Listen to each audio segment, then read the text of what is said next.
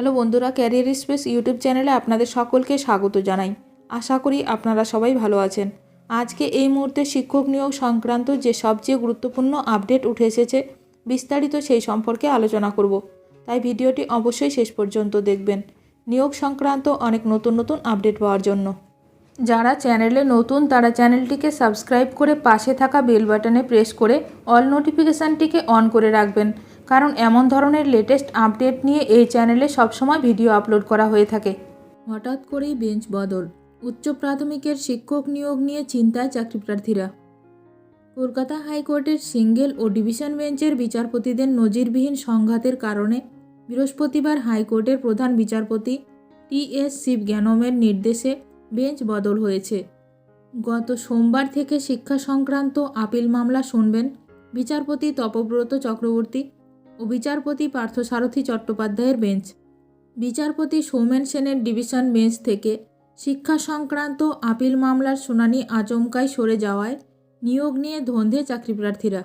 9 বছর ধরে আটকে রয়েছে উচ্চ প্রাথমিকের 14,500 শিক্ষক নিয়োগ প্রক্রিয়া।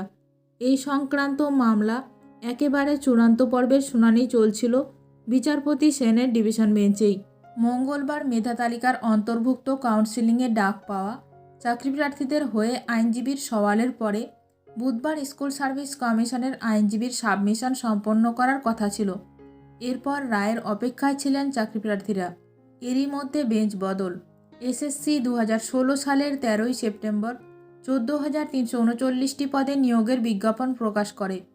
অনিয়ম ও অস্বচ্ছতার অভিযোগে সেই প্যানেল বাতিল হয়ে যায়। ফের নতুন করে ইন্টারভিউ নেওয়ার নির্দেশ দেওয়া হয়। গত বছরের জুলাইয়ে সেই মামলা চলে যায় বিচারপতি সৌমেন সেনের ডিভিশন বেঞ্চে। বিচারপতি সৌমেন সেন গত বছরের 13ই আগস্ট উচ্চ প্রাথমিকের দ্বিতীয় দফায় প্যানেল প্রকাশের নির্দেশ দেন। সেখানে জায়গা পান 13,334 জন। 17ই সেপ্টেম্বর প্যানেলভুক্তদের কাউন্সেলিংয়ের নির্দেশ দিলে এসএসসি 6 নভেম্বর 2 ডিসেম্বর 8,900 জনের প্রথম দফার কাউন্সেলিং সম্পন্ন করেছে। যদিও জয়েনিংয়ের বিষয়টি এখনও বিচারাধীন।